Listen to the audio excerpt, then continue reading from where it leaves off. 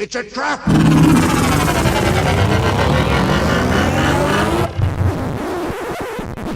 Oh, I'm sorry. Did I break your concentration?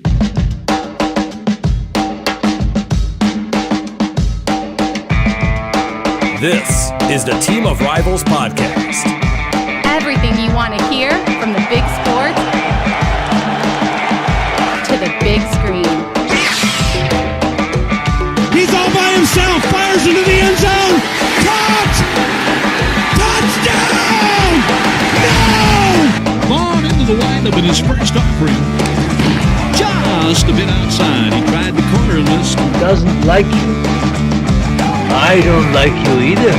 Time winding down. Michael for three. Yeah! Yes!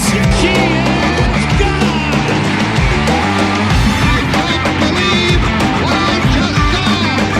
Go crazy, folks! Go crazy! You believe in miracles? Yes!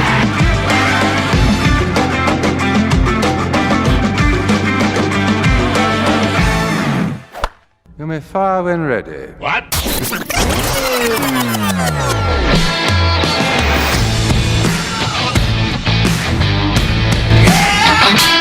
Good evening, Cubs and Cardinals fans. It's Thursday, February 4th, and this is the Team of Rivals podcast, proud members of the Gateway Sports Network. Well, thank you, Cubs and Cardinals. We really do appreciate you guys waiting to release significant news until after our first show back for the new year. So thank you very much. We really appreciate that. And obviously, we're going to dive deep into that this week because a lot has happened in the last 7 days. Highlighted, of course, by the big move in the NL Central, the one that pretty much locks down the division for this year. I think Cubs and Cardinals fans, heck, even Brewers, Reds, and that team, that other minor league team that they somehow included in the NL Central. I'm forgetting who it is. I think all those fans can agree. Locks down the NL Central for this year. Jock Peterson coming to the north side of Chicago. But before we get into that, I want to bring in my co-hosts. But before I do, just want to remind you, those of you who are watching us live, be sure to hit the like and the subscribe buttons, and be sure to ring that bell on YouTube so that you receive notifications anytime we post new content. And with that, I want to bring in my co-hosts. Permanent, well, he might just be inching his way back up. Very fuzzy co-host Elliott Dewey, former state wrestling champion. Why am I and fuzzy? On the other side, number 48. Hi. Yeah, Hey, that's all you get. You're just number 48. Hey, I also heard that some dude named Norman Avocado signed with the Cardinals too. That's all you got. You must be like a prospect or something, right? That's all you He got. can't be very good. They're not paying him anything this year in salary. Yeah, exactly. I don't know if you had caught that in the follow up on it, but That's right. He's basically playing for free. As far as yeah, he's Cardinals are paying. concerned. Well, yeah, I think the Rockies, is that it? The Rockies, is that where he came from? Yeah. They're paying his salary, so it must not be very much if they were willing to eat that part of his salary. He must not be very good. Ron, do you know anything about him? I've got him pulled up on Baseball Referencer, so I just started looking at him. Wasn't that familiar? Is he going to provide some protection for the Cardinals lineup? No idea. Is that why they got him? No idea. No idea. Maybe a platoon guy on the infield. Maybe a bat off the bench. I don't know. Okay, so probably some kind of move to match the protection that the Cubs are going to get in their lineup by signing Jock Peterson to a one year deal. But before we get into that big news, Ron, why don't you tell us a little bit more about protection of your home and auto? Ah, yes, protection. It's important to all of us. So if you are looking for the right insurance for you and your family, look no further than the Wiley Group. With 2 locations to serve you in Festus and Arnold, Missouri, they offer home, auto, boat, motorcycle, business, life insurance, investments, and so much more. They can give you a customized approach unique to your situation to make sure you, your family, and assets are properly protected. For great savings and rates, give them a call today at 636-764-6294 to do an insurance review, or just, you know what, they'll even talk sports with you. If you don't have time to call, feel free to email Sean at SeanWiley@allstate.com. That's what I think about protection. Huh? We have a sponsor. I know. Yeah, we do. Isn't it time for this? Yeah. Show's over. We got a sponsor. We always said if we got one sponsor, we would just leave. We would quit. Yep. I'm not Done. prepared to do that yet. So he's done. Bye, mate. See I've been ya. trying to get him off the show forever. It really has been that bad. So while he finds his way back in here, we got to really send him to comedy class over in France or something. One of those clowning schools. You ever heard of those? Isn't that the where the mimes go? Where It might be. It might be in France. Same campus, maybe. Oh, there he is.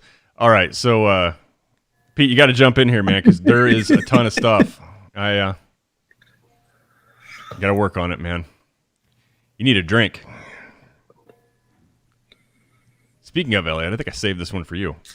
There we go. Yes, there it is. I finally topped the crack 50. I feel like drinking 50 of these after this week. Let me tell you this before you get into baseball. So my night, midnight, just as the work day ended, I go out in the garage. Well, we bought a stationary bike. I'm on it. It's not on like level ground, so it's kind of wobbly, and it just annoyed the shit out of me after about 5 minutes. So I went to hop off it real quick to try to maybe move it to another location, see if it'd be a little bit more stable. And took my left foot out of the pedal, out of the harness, and the whole pedal came right back around, right into the shin, man. It was like stepping into a goddamn bear trap. It was awful because they're spiky on the outside of those pedals, just like a regular bike. And it had a lot of force behind it because it's all belt driven, and it literally was like a bear trap. And I didn't go down, but I limped inside. It's a pretty good gouge. I probably should be in the ER. How loud were you blood. cussing at the bike? I haven't even been back out there. Just let it sit. No, it was that's how my evening started. I think it was so numb. Actually, the force of it almost knocked me over. The pain, it's just numb. But it was a couple of nice little gouges right in the shin, right where you don't want to get hit. And you guys that have played baseball out there or softball, or whatever, when you take that odd hop off an infield, off a ground ball, and it hits you right in the shin, it's just like turns it into. It feels like somebody just turned your shin. Took a 3-wood right to your shin and just turned it into applesauce. That's what a ground ball feels like, and it was about that times 2. So, baseball. No, that's not a. Now you said a 3-wood, right? Not like a putter that you just took a swing at the air and sent the head of it flying about 150 yards. Correct. Thank God nobody was there. That's one of the stories I don't know that we've relayed on this show. The one summer that we actually were in the same town for more than 2 days, we were out golfing at the fabulous links of what was the name of that golf course? That 9-hole. I have tried. Was it even 9? It was 9. It was up in near Capo, wasn't it? Yeah, but man, I cannot remember the name of that place. Oh God, I've played that golf course plenty of times. You don't too. even need a shirt on that golf course. No, you do not. You can wear jorts and you can wear a tank top. You can always wear jorts. Come on, jorts are always fashionable. Anyway, so we get done with our round. It was terrible, and my recollection also was that it was insanely hot that day. And Ron and I had our usual terrible round of golf. And Ron finally holes out on the 9th hole, and he just takes a swing at the air. I don't think you even were trying to hit the ball. I think you just took a swing at the air in frustration. And Ron swung so hard that the head of his putter literally snapped off, and I think it cleared the other fairway, if my recollection is correct. But no, I tossed a ball up just like you're hitting in fly balls to your little league team, and I tossed a ball up in the air, and I actually hit it, and I think that's what broke the head of it off. Oh, is it? Yeah. Anyway, yeah, good times. Yeah, I suppose we should probably talk baseball, shouldn't we? I think we should. Hazy Hills. Hazy Hills. Thank you. There we Hazy go. Hills. Hazy Hills. I wonder if it's still there. I'm sure it is. I bet it is. Because everybody needs a $10 9-hole golf course in their life. Okay, since we're And I talking don't Hazy think Hills, I'm exaggerating at all. this will be a quick one. Our good friend Dustin and Mac went with us once. And I don't know if you were around, Pete. You might have been out in Eugene at this time. But me, Mac, Dustin, and a girlfriend who we just loved her. And Whose girlfriend? Dustin's. Okay. And he didn't bring any golf balls or anything, but he had clubs. And his girlfriend spoke up and she said, well, I do have 2 of them in my bag right here. And Mac looked at Dustin. Exactly.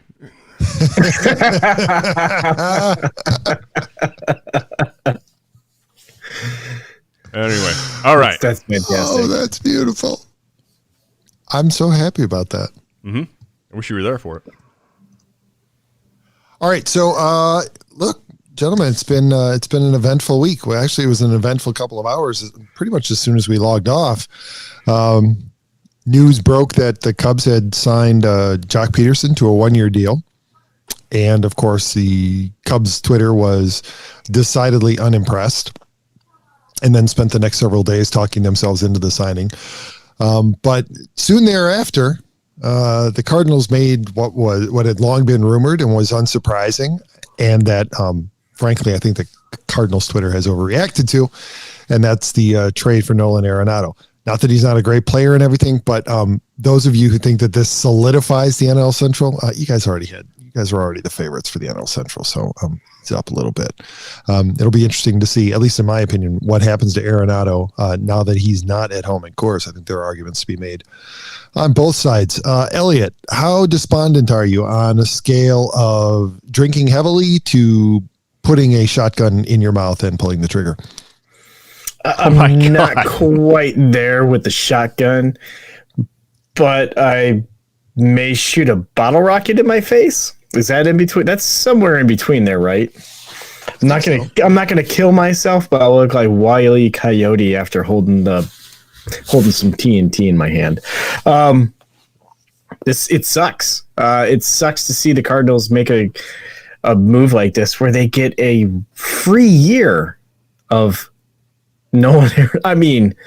Rockies. WTF. At least make them work for it. And even worse, like the return on it was nothing. It was crap. I mean, they didn't have to. Seriously, they didn't have to do anything. I mean, it's almost like convincing a 4-year-old that, hey, like policing him on his Pokemon cards. Yeah, I mean, it's ridiculous. It's like, not only will you trade us Nolan Arenado, you're going to give us $50 million to take him. Hey, but what about this question, though, right? The Rockies GM, and maybe rightfully so, and the owner are catching a lot of hell from fans. And you can understand why they're upset, right? This isn't about money or anything. It isn't about a player walking away willingly, although he might have anyway after this year. What about the other 28 teams, not the Cardinals or Rockies? What about the other 28 teams? Didn't have more to offer? Like somebody couldn't have offered something better than that? That's the real question. Yeah. Any other fan base, not Rockies, not Cardinals, that were pissed off at their GMs. Now he's our favorite again. Really, I'm sure there was an 18 trade that Seattle was coming up with. You got to be looking at your own teams. No, hold on. You got to be looking at your own teams going, hey, look, if that's what the Cardinals gave up, what the fuck is wrong with our organization? Why couldn't they have done that, right? So all this outrage I see online where whatever fan bases they are is like, guys, yeah, good for Mo. I mean, they pulled it off. The Rockies were desperate. Look, they wanted to, from their perspective, they don't owe him $150 million now, right? They don't have to pay that out over time. They wanted out from under it. And whatever they got was fine, but I'm looking at the other teams going, well, what? They just refused to take other calls? I doubt it. Yeah. Did the Cardinals hack back into the Rockies system and say no other phone calls from anybody else? Yeah, I hope so. Well, that would be awesome. Well, but Arenado... He had a no trade, right? Arenado had a no trade, right? Yeah, he could have been restricted and limited to it. Yeah. So I say 28 other teams. Probably not true, right? It's probably a handful that he wasn't going to entertain that idea. And I think that I think that I've read in the last couple of days that he had expressed that St. Louis was where he wanted to go. And so it may have gotten to the point where once the Cardinals expressed interest, he told the Rockies, "You're trading me to St. Louis, and I'm not going to waive it for anywhere else." It could have been. I think Matt Holliday was in his ear too about being a Rocky and then having his experience in St. Louis. Larry Walker certainly spent a little bit of time there, and he was a longtime Rocky. So I mean, there could have been some influence from that side too. But you got to tell me a kid who grew up, as a Dodgers fan, like Dodgers weren't on his list, like he wouldn't have accepted a trade to somewhere like LA. I don't know, right? So. I mean, as part of that could be true. Maybe he shut out half the teams in the league. I'm certain Pittsburgh was probably on that list, amongst a few others. So, yeah, that definitely was where a factor. Are they at? But I don't know. Pittsburgh? Pittsburgh is in Delaware. Double A. Okay. I think they're the San Diego Padres Double A squad. Yeah, I think Josh Harrison did a full season rehab there last year, along with Chris. I think Archer. that's right. That's Okay. right. That's Yeah. right. Yeah, I think you're right, Ron. I think it's the Padres Double A squad, and obviously the Padres taxi squad for many years has been the St. Louis Cardinals. So, although this year it's the Chicago Cubs. Yeah. Boy, I tell you, in retrospect, Jed Hoyer looks like a goddamn genius now, looking at the return that he got for Yu Darvish compared to what the Rockies got for Arenado. My God. I mean, Gomber, he's the headliner in that trade, and you had to pay money. Yeah, it's Like usually when you pay money, you get a higher caliber of prospects. Yep. The fact that $50 million. I'm shocked. I'm most shocked. I mean, once the rumors started getting more frequent, and you saw the big guys tweeting stuff out, I'm like, okay, this feels like it's likely to happen. But God, who are we saying goodbye to? Right? Is it going to be Nolan Gorman, the kid in the system that was a third baseman? Are they going to be asking for, Matthew Liberatore, who they just traded, Randy Arozarena for? That's the lefty that's in the system. And I'm like, okay, who are we saying goodbye to? And then the other question was, if they're taking all of the money, if they're absorbing the entire contract, then the Rockies aren't likely to get one of those top names. But the fact that they kicked in $50 million and Austin Gomber was your headliner, Pete, your point, yeah, that's surprising, man. That is surprising. I'd be lying if I said it wasn't. And it's not like Austin Gomber has been, a stud who's going to be unaffected by moving to fucking Colorado. I mean, wow. Just wow. And meanwhile, in the last week, the Cubs have signed Jock Peterson and Andrew Chafin. And I think there was somebody else. Williams. Oh, Trevor Williams. Williamson. Yeah. Trevor? Yeah. I think it's Trevor Williams. Something like that. Something like that. Yep. Another buy low candidate. Kolten Wong's going to the Brewers. Supposedly the Brewers are in on Justin Turner. So apparently the Cubs are angling for third in the division. Maybe, if they get lucky. The Brewers. This is going to be a great year. I don't know. I hope it is, but yeah, I'm glad to see Kolten Wong at least get a multi-year deal. But for anybody who's wondering or angry with the Cardinals for not bringing him back for $12 million, well, clearly there are 29 other teams that didn't think he was worth $12 million a year either. And 2 years, $18 million. That is light. That's well, that's what you're getting though. You're getting a light hitting second baseman who can play excellent defense. He's going to defensively. He's going to be sharp as hell. He's going to, they probably have not had a defensive second baseman that good since go all the way back to Fernando Vina since he was there in the 90s. So yeah, he'll be fine. I'm happy he got a multi-year deal, but I'm also understand from the Cardinals side of it. And, for those questioning it, it's kind of, now we see, nobody valued him at that. So. Yep. And we would anticipate, I'm sure that by this time next week, Yadier Molina will be back in Cardinals red, because I can't see anybody really giving him a 2-year deal. So, yeah, it'll be great. This is going to be a fun year, Elliott. I can't wait to watch Ron Globe. I won't do that. I wouldn't do that to you guys. It's going to be like 20. Although I have to laugh. I really do have to laugh. I can't remember who it was, but somebody in the chat in the Twitter chat, and I'm not going to call him out, but said that this has to make the Cardinals the favorite in the NL. And I just laughed and laughed and laughed and laughed and laughed and oh, you mean the entire NL? And laughed and laughed and laughed. Yeah, this is not bridge the gap. This is a much needed move from them. They've rotated some bats in the middle of that order. Haven't really been able to get anything to stick for like 4 or 5 years. They had to do it, but that one move does not close that chasm between L.A., San Diego. I think it gets you a little bit closer. It gets you a little bit closer to somebody like Atlanta if the pitching holds up, or possibly even New York. But if you think you've got the same firepower offensively as the Dodgers right now, we're not paying attention. We're not paying attention. We don't even know who's playing third base for the Dodgers. I mean, we don't even know if there's a DH. No, we kind of do. Because Nelson Cruz signed, so that's a pretty good indication that the DH isn't going to happen this year. Because if there was any inkling that there was going to be a DH in the NL, he would have held out. But once that news broke the other night that MLB had made 2 offers to the MLBPA now, and they rejected it without a counteroffer, DH isn't coming this year. They're not gonna implement that 2 weeks before the season starts. Well, because doesn't that open up negotiations though, which the MLBPA didn't want to?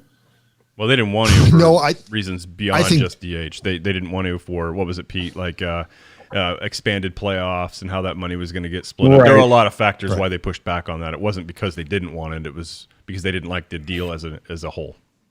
I think that right now we're in a posturing position, and that it really has nothing to do with the merits of the deal. Because I think if you look at the underlying details of what MLB offered, it was actually a fairly good starting point, right? You're talking about 154 games, delayed start. 14 teams in the playoffs, not 16 like last year.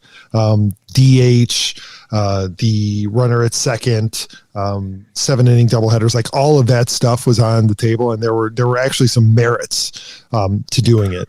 I think that right now we're looking at the Players Association and Major League Baseball posturing, because they know that anything that they come to an agreement on now is going to set a threshold for the next round of negotiations for the CBA. And I'm increasingly pessimistic that we're going to get 162 games again next year. So we're going to have 3 years in a row of less than a full season of baseball. And if you think people aren't interested in baseball now, just imagine what it's going to look like in 2022 after we've lost how much of the season? Half the season, a quarter of the season. Yeah. Because the two sides can't come to an agreement. It's going to be a mess. Pete, and I think that's been my concern for weeks now, right? I've said it on a lot of shows, and I should have lost track that, my concern is that we go from 2019 all the way till 2023 before we see a full, uninterrupted, no distractions, where we can solely focus on the game. And it could very well be that long. I agree with you. I don't think 162 we see that, and I don't mind 154. And I'll stay on the record as saying I don't really care when they start the year. Let's just make a decision and communicate that. Look, your fan base has lived in the same uncertainty you have in their own personal lives over this last year. We're no different. We have uncertainty all the time. So, look, I know these answers aren't easy, and it's not as easy as just stomping your foot down and saying, hey, we're starting on April 28th or April 23rd. I get that. But, I think that I'm okay. I'm going to give them some leeway or some leniency for being cautious and just planning right now to start things earlier. Even if they could start on April 1st, we find out in another 2 months that, hey, you could have started on April 1st. So what? So we've all, in our minds, we've set our expectations for, hey, you know what? This season's going to start at the end of April. We're going to play a few more doubleheaders. We're going to play a little bit into, November by the time we get done, but we're going to get an 154-game season with expanded playoffs. Just tell us that, man, so we can get on with trying to focus on our day job and not worrying about what you jackasses are doing all the time. That would be my... Elliott, what do you think? You're over there snickering. No, it's my whole outlook on this baseball season is just kind of ridiculous right now. I mean, with the delayed uncertainty and the fact that we're just finding out about the DH and this whole Cubs teardown just has me just really not looking forward to this season at all, because this was not the direction that I saw this team going, 2 years ago, a year ago. I'm just in the moves made don't inspire any confidence at all right now. And just kind of the rumors coming out is just like, there's not a lot of passion there for the remainder or for this year coming up and the future years coming up either. I have a really bad feeling about what we're going to see in the next 18 months with MLB. And unless they're is a big change in the way that they want to take everything. It's not good, and it's not good for the sport, and it's not good for getting new viewers in. And I just have a bad feeling all around. That was well, and this is why people wanted to tune in tonight, because they wanted to celebrate Nolan Arenado. So us bringing them down is exactly what Elliott and I had in mind at the beginning of the show. We don't want you Cardinals fans to celebrate too much. You've had a week. It's over. We have had a week. Let me take you a little bit on a ride here through just Fowler traded to the Angels. Gene Bond tweets it right now. Pete, while I'm talking, really? Can you look that Wait, up? What? Fowler traded to the Angels, reuniting with Joe Madden, who's going to unlock his leadoff potential. Yeah, you know what? That wouldn't be a bad spot for him. Wasn't he in deep conversations with the Mets? Wasn't that like the last thing was going on? No, not Bauer. Fowler. Yeah. Fowler. I thought you said Bauer. Fowler. Dex. My bad. Dex. Okay. Before we get to that, Pete, let's take in a little bit of this Arenado ride that we've been on for a while, right? And I've been as skeptical as anybody that, look, that's a pricey contract, a big one. And although the Cardinals did make a movement at one point in time to take on Giancarlo Stanton's, they were willing to do it publicly. He wasn't going to go to St. Louis. We all remember that. We documented it very well in this show when he declined, and said Chicago would have been one of his 4 destinations. You guys love that. But the Cardinals were willing to take on a big deal at one point in time. In the back of a lot of Cardinals fan minds were like, yeah, but you knew he wasn't going to take it anyway. So it was kind of, it was like, being on the other side of the fence and trying to pick a fight with the bully when you knew the fence was between you, and they knew Stanton wasn't going to take that trade. He wasn't going to accept it. So I was always skeptical that they would ever take on a contract like this that has some risk to it. It's a lot of dollars, it's a lot of years. I just didn't see it happening. It doesn't mean I didn't like the player. It doesn't mean I didn't want the player on my team. I mean, who doesn't want Nolan Arenado on their team, right? Who doesn't want that third baseman? So, like I said, when things started getting tweeted out a little bit more from guys like Morosi and Rosenthal, not Bob Nightingale. We've all been down that path before. But some of the other ones, when the frequency of those turns up, and even a guy like Derek Gould from Post-Dispatch, when he starts talking about it, I'm like, okay, well, it's going to happen. So, look, he's going to make a good impact of the game. And it's not just about what he may or may not do in the lineup. I think it's what he can allow others to be. Like, take a guy like Paul DeJong, for example. Paul DeJong isn't steady Eddie on defense, man. He's fine. He's not a flashy player at short, but he's really good. He's got some pop. He does have inconsistency in his offense. We know that. I don't think he belongs at cleanup. I've never liked him there. I like him batting 5th or somewhere else, which is totally fine. We had Reggie Sanders for years batting 5th, and I love the guy. Yachty's batted 5th for a long time, or deeper in the lineup. We need those guys, but it's just they've been putting guys in these roles and these spots in an order that it's not them, man. You're trying to put people in positions they're just not ideally suited for. So as much as I love those other guys, I love what Arenado can potentially give them, and that is to be put in their proper place in the order. So I think that's a really good thing, and I think that's one of the biggest impacts of this move. The defense is fine at third base, guys, but I'll take it all day long. I love what Scott Rowland brought to the corner, but I like what Scott Rowland brought with his bat even more. At a corner position, take all the corner positions that the Cardinals have, with the exception of first base, and they've been weak offensively. At third base, corner outfield spots, they've lacked power. They've lacked, even a icky stat like batting average. It's all sucked. So I think what he does to the entire lineup it's a huge impact. They're not done. They can't be done. We've already covered it. They haven't closed the chasm between the big boys and the NL, but they have closed some distance on them. I'll go that far to say that, but I'm not going to say they've surpassed them yet. But it's another name. It's a name that the team's going to need. I think Adam and Yachty are only going to be here for one more year, and then Nolan Arenado at this point is going to be the face of the franchise as we look at 2022, and they needed that. I know we have Goldschmidt. I don't know about his like a nice enough guy, but he doesn't exude personality or exuberance or get you too excited. He's just a steady guy, right? He's like a rock, a pillar. But I think they needed that name. They needed that guy for a long time. But I think that tandem at the corner, his glove at first base and Arenado's defensive ability at third base, that is pretty exciting. So we'll see. That's kind of what we've been on, and we're all shocked that it happened. We're even more shocked that what they didn't have to give up to get him and what they got in return. So it's a really good deal. I will go on record as saying they'll probably never cut a deal that good again for the rest of my life. I agree. Yeah.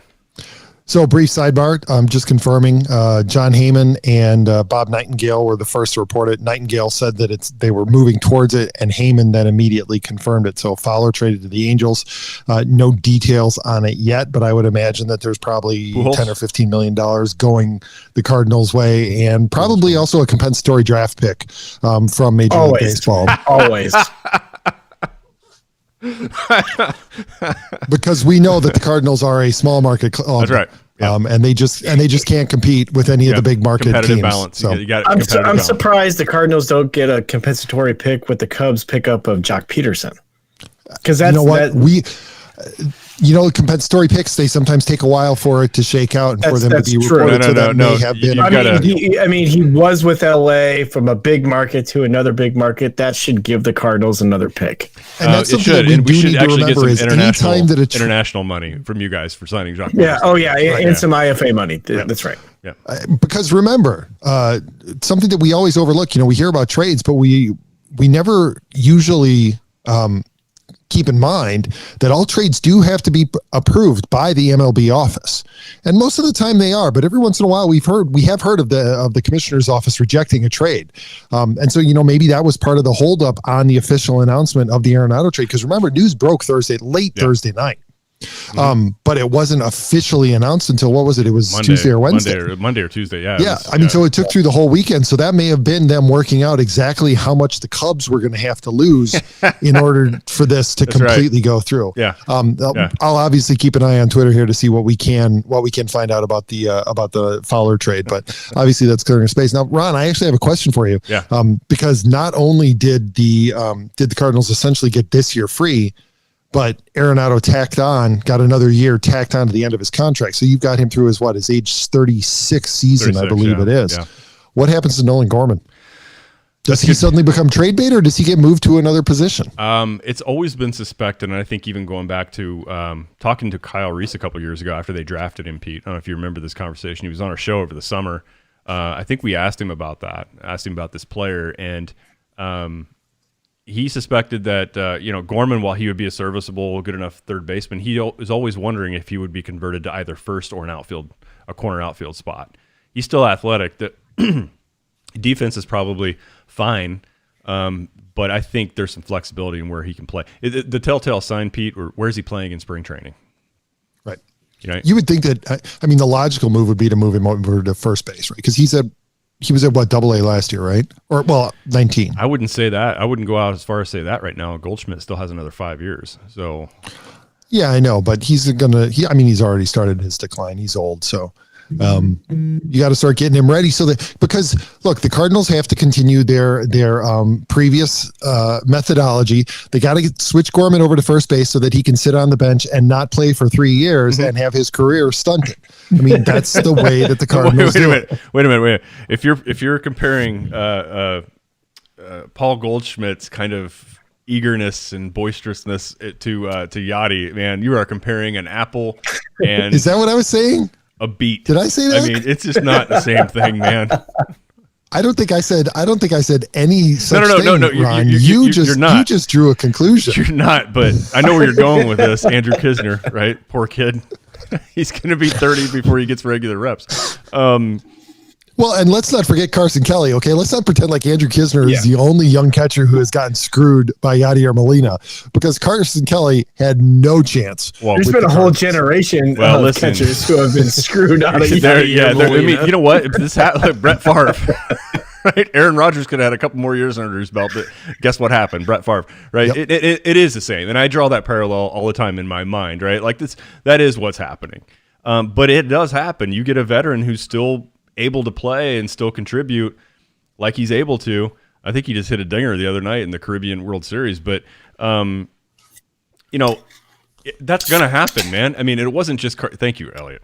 You're welcome. I've been waiting for that. Carson Kelly, what? when they traded Carson Kelly, they had Andrew Kisner in the minor league system, right? So they had him. Kelly did get an extended look. If you remember, if you guys recall, because your stupid ass third baseman hit a foul ball off his nutsack, Kelly got a chance. Wear a cup. I'm sure he did. Just wasn't a very good one. But he had an extended look. Can we get Nutty Buddy as a sponsor?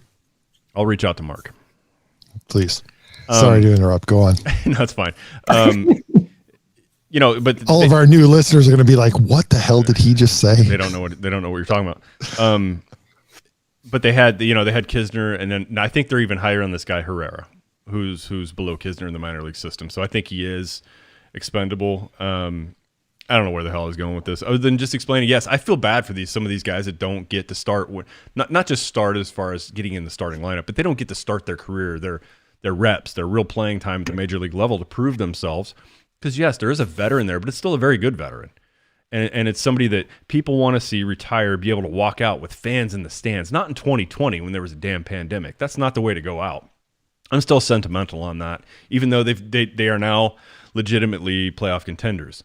To a point, they might get to the NLCS, and then I think whoever is going to be gnashing their teeth for whoever faces San Diego or LA, which is still, given what's happened in the National League Central, there's been a lot of movement now. The National League West, those matchups out there are still going to be way more intriguing. And and this is 100% genuine, and it.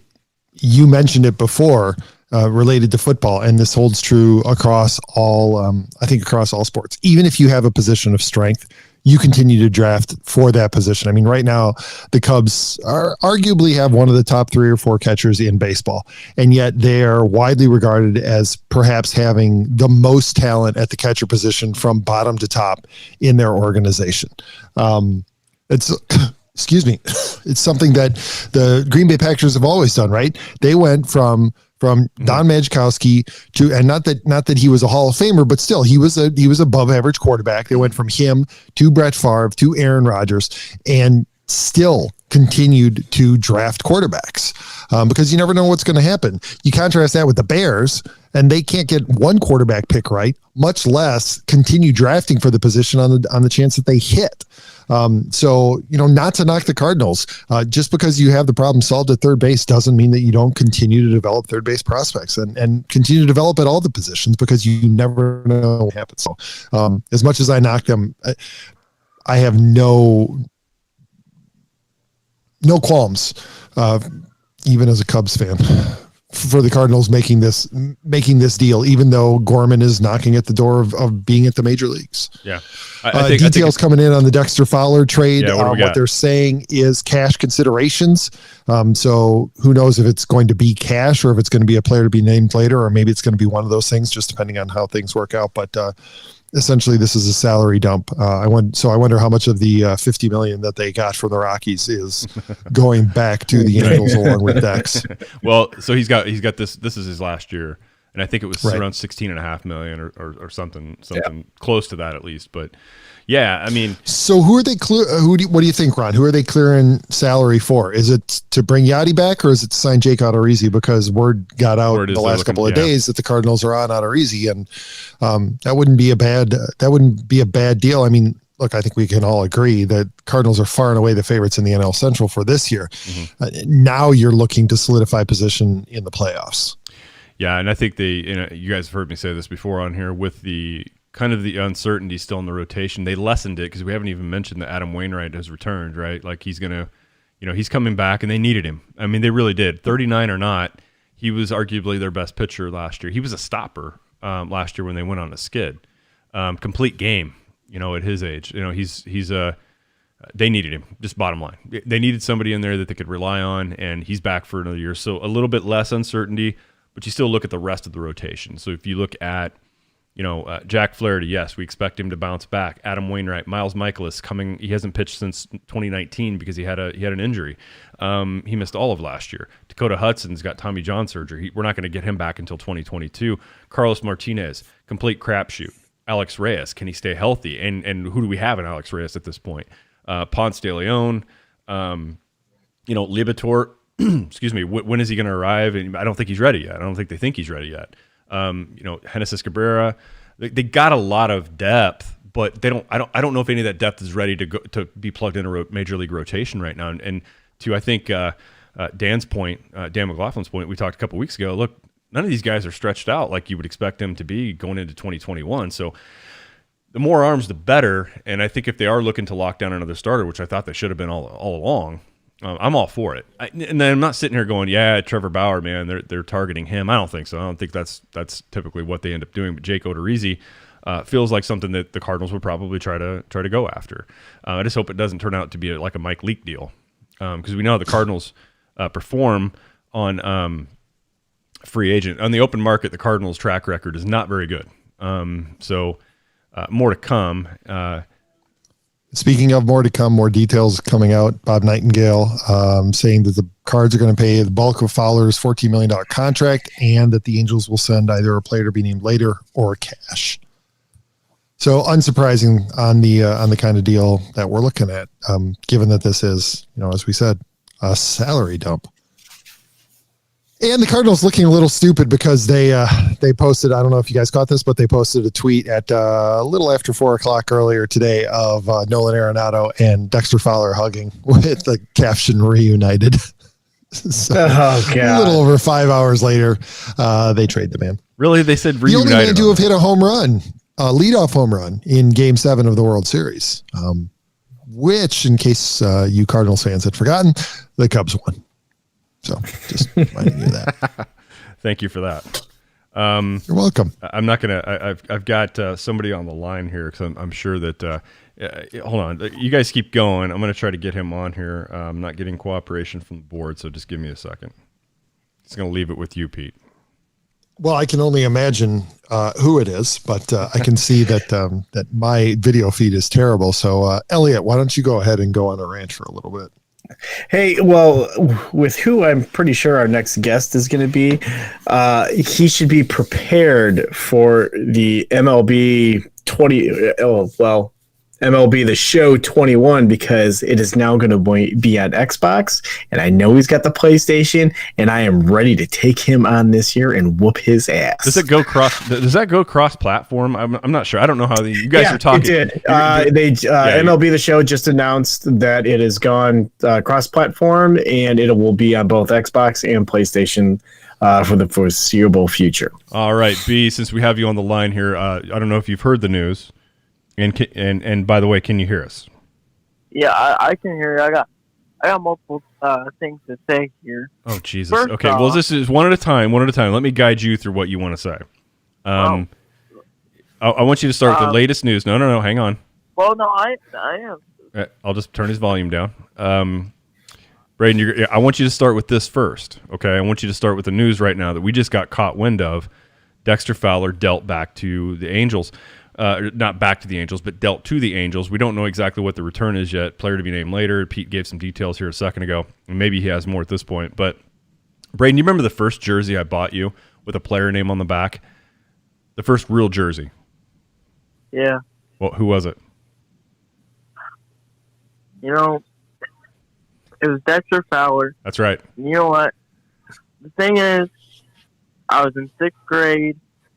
All my friends were Cubs fans. They gave me all kinds of crap about how all these Cardinal players were going to the Cubs. So when Dexter went to the Cardinals from the Cubs, I was honestly really excited just because he had a good year with the Cubs in 2016. And I was going to get that jersey to brag to all my friends that a Cubs player is now a Cardinal fan, because they rubbed it all in my face about all these Cardinal players becoming Cubs because the Cubs are the better team. All right, we get blah, it. We get it. Let me ask you this question though. Over the last 2 years, how many more days have you ever worn that jersey into school? In total, I have probably worn that jersey about 5 times. Okay. More than I thought it was going to be. That's more than I thought. I'll give him credit for that.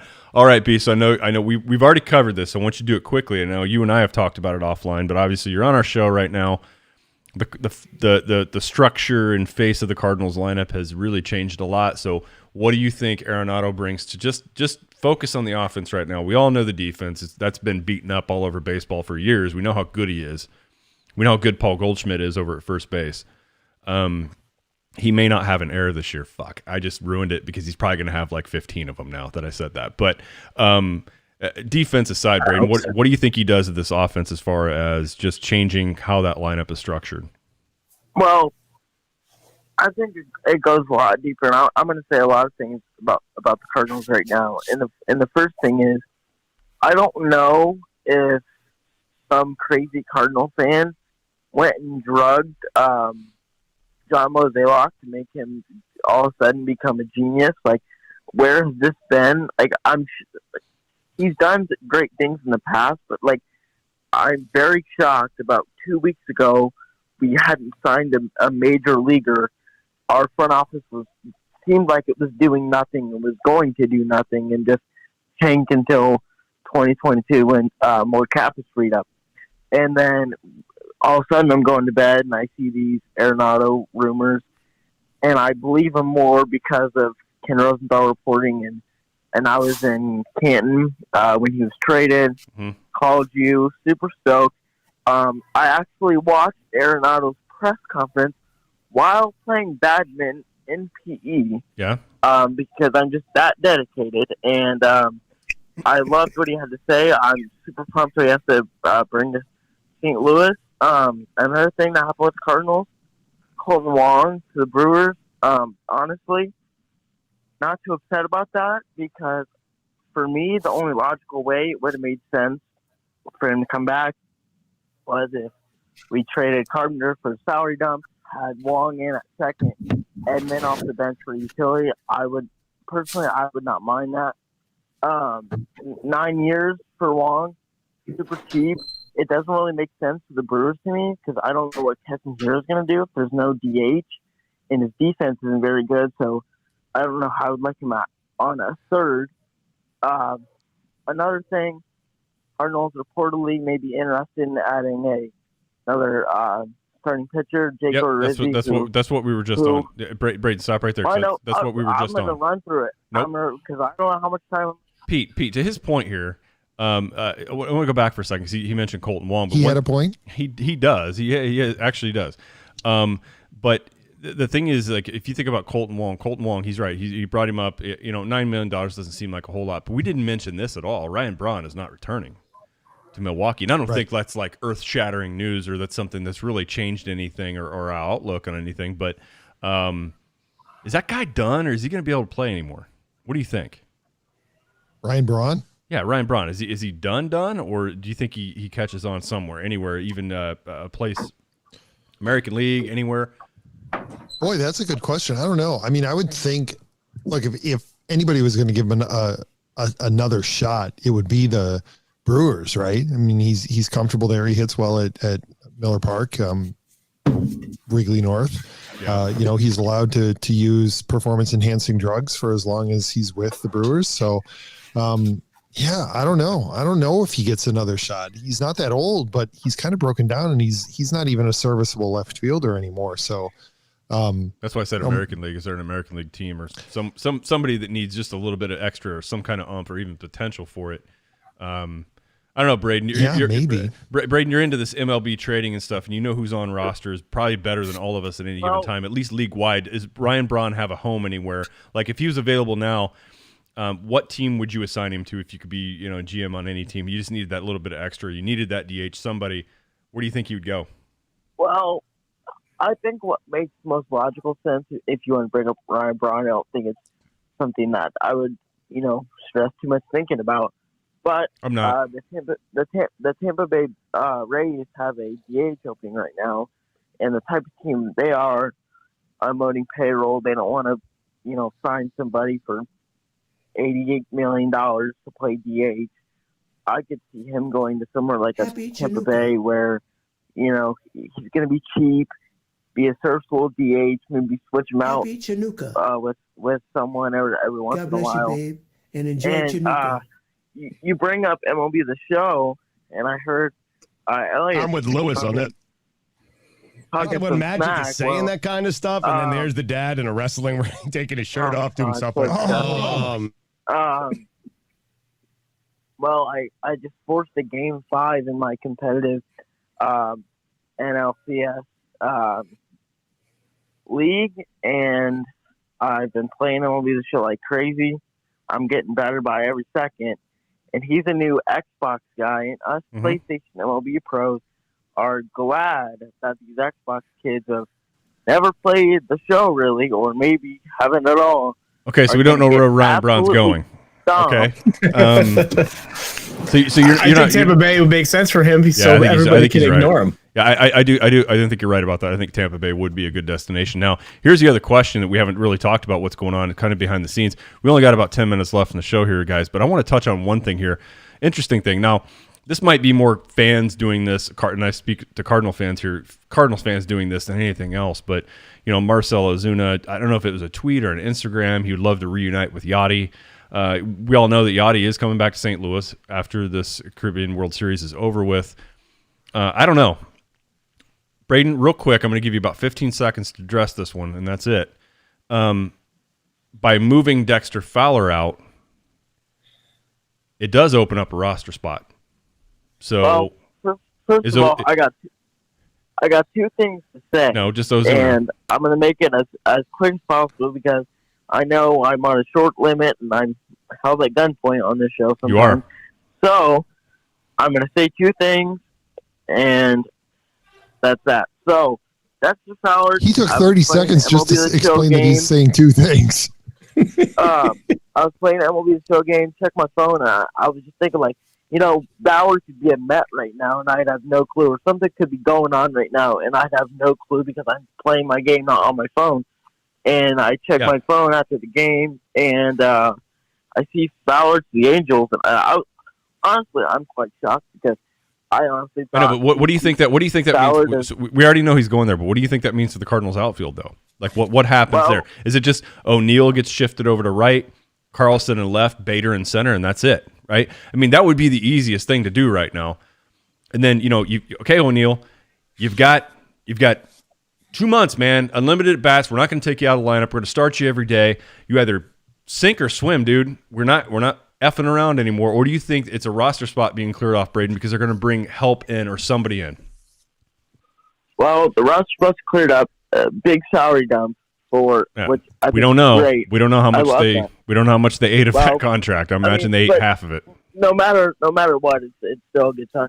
Roster spot freed up, and honestly, if they were to do that, I'd be okay with it. Or maybe they sub in Wayne Thomas, and I don't think this is likely, but there is reports that Ozuna wants to play with Yachty again, which I would not mind that at all if Ozuna came back. I don't think we personally should have ever let him go.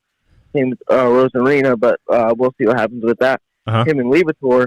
Last thing I want to say real quick is the three reports with Taiwan Walker, James Paxton, and Orizzi. Orizzi played an hour away from St. Louis High School. That would be a solid option. I'm sure he'd love to go to St. Louis. So I feel like that's the most likely. James Paxton would be my preferred one. He seems more consistent, even though he didn't have that great a year last year. He was once we wanted to simulate you getting clipped by the hard network out, Braden. That's all we wanted. Okay, well, I was very confused. I thought that was what was going on, but it didn't seem like it was over. So, Taiwan Walker, he's kind of up and down. He's probably my least favorite option, but I'd be okay with another starting pitcher. Ozuna, I would love back, or just maybe another solid outfield bat. I wouldn't mind in case O'Neill, Bader, Lane Thomas fail or something like that. But I love the Fowler move. I was excited when he came to St. Louis. Didn't work out. It didn't work out. Ozuna didn't work out either. It did not work out. Yep. And the contract was a little high now I think about it. And I feel bad for the guy. He's a very positive person. I love him as a person. I think his family is awesome. I feel terrible for the things that were said to him while he's in St. Louis. So I hope none of that happens. And in Anaheim, I hope he has like the best time, and I hope he does great. I wish him all the best. I love the move, and I love the salary dump, and it makes me feel better about the Cardinals. They're serious, right? They're doing. And while I'm on, Jeff Jones just tweeted that the Cardinals are paying $12.75 million of Fowler's contract. Wow, that is a lot of it.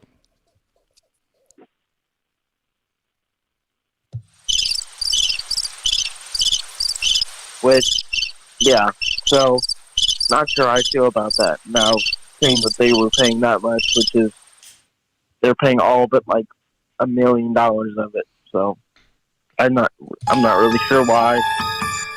Where are you getting these sound effects, man? Are these just built in on your board there? What Like, are you doing? why? Yeah. I don't understand why you would trade Fowler if you're just going to clear up $1 million. And what's the point of that? Bad feeling about this.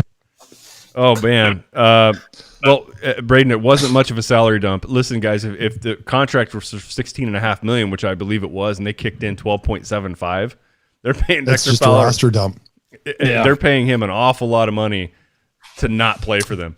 Yeah, boy, who for which team is this? For which team is this a bigger please go away, right? The $4 million that the Brewers paid for Ryan Braun to go away, or the 12, almost 13 million that the Cardinals are paying for Dexter Fowler to go away. I'd have to go with Fowler on this one. I'd have to go Fowler's like the biggest, and it does make you wonder. And they probably are trying to clear off space. I think the big question is it anticipating, hey, landing one of these starters, or is it honestly, and I think it's a long shot, bringing Ozuna back into the fold. I don't know why you would do that, and for this reason. Look, I like the player just fine, Pete, but he wasn't. And injury could have had a lot to do with it. I think to Chip Carey's point, he was dealing with shoulder issues. My theory was yes, there was that. He's right, but the lineup around him just wasn't what he had in Atlanta. It's not what he had when he was in Miami with all those gargantuans in that lineup. There's a little bit more in St. Louis now. Maybe he could thrive. But I look at it and I go, how many right-handed power bats do you want in the lineup? Don't you want to get something in there that just kind of maybe a lefty bat or something? I would think that would balance it out a little bit more. I don't – look, we've all seen Marcell Ozuna's tracking ability on fly balls. It's been well documented. The leap up on the wall. Is that what you call it? Yeah. His ability to track a fly ball isn't the best. So I don't think that – I don't know, Braden. I think it's a long shot. They look at bringing him back. I think the roster spot's likely cleared out. I think in anticipation of signing an arm. It won't be a marquee arm, but it'll be somebody that can eat innings. So that's what I think this move's about. As much as it is clearing some of this clutter that they've had for years in the outfield. And I think now you look at a guy like Tyler O'Neill and say, okay, I'm giving you a lot of shots. You probably have like 600 at bats.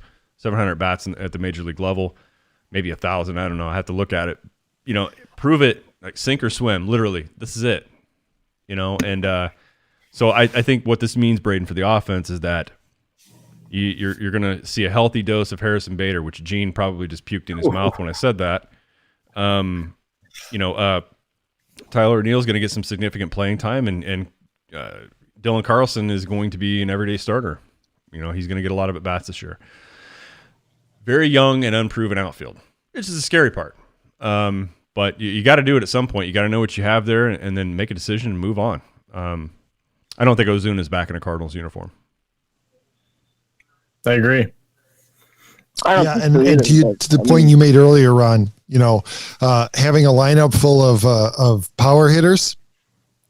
I think the 2018 through 2020 Cubs can attest that may not be the best approach to building a lineup. Yeah. Just saying. Hey man, we got launch angles out the ass. We also have a lot of strikeouts and a lot of not knowing how to hit in a situation.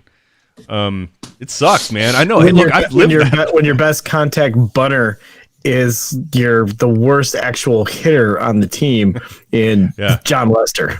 Hey, he was not the worst actual hitter. He got good. Well, not good. He got better. He got better. He got to a point where he wouldn't embarrass himself. He got to a point where he's not going to embarrass himself anymore. His first couple of years were pretty sketchy, and then hey, let's not forget the man hit a dinger. No, honestly, and this, I mean this. I really, really mean this. My favorite John Lester Cubs highlight is going to be picking off Tommy Pham. Especially with that's pretty good.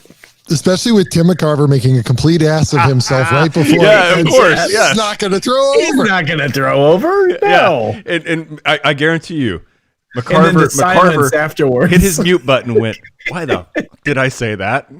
I guarantee you he did that. Yep. But all right, Pete. So we're almost at we're at 10 o'clock Central Time. It is time for us to get the hell out of here.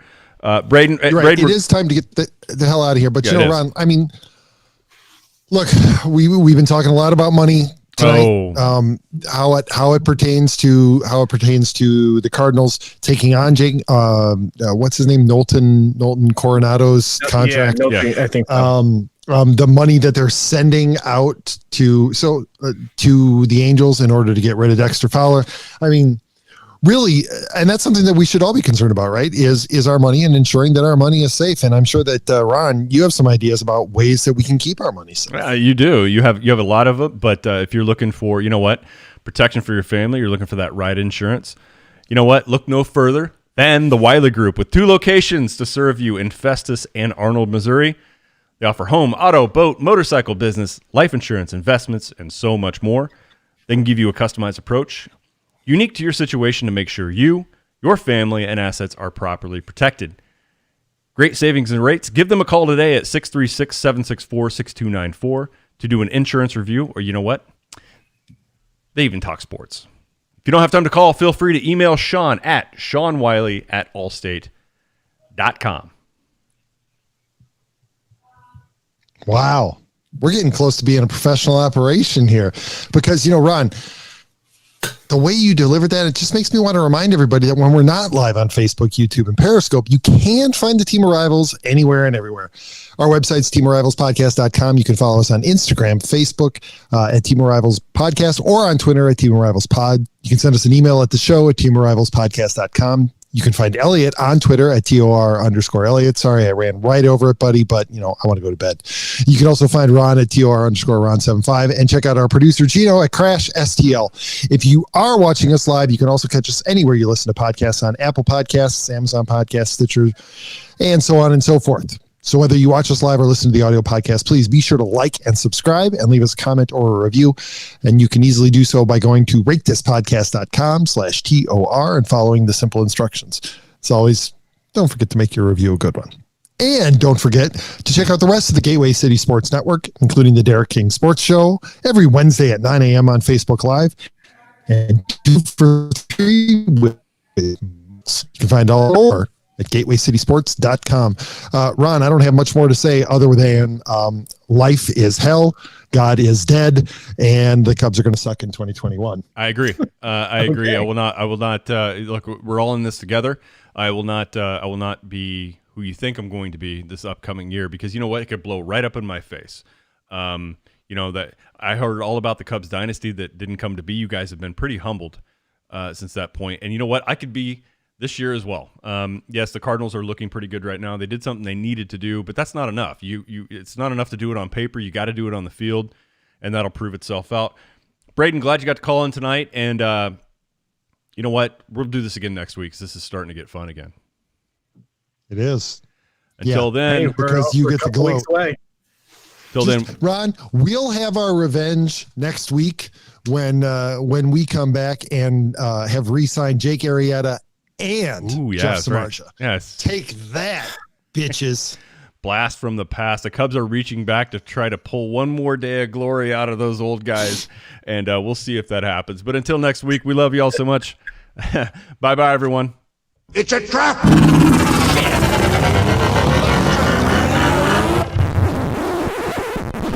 Oh, I'm sorry. Did I break your concentration?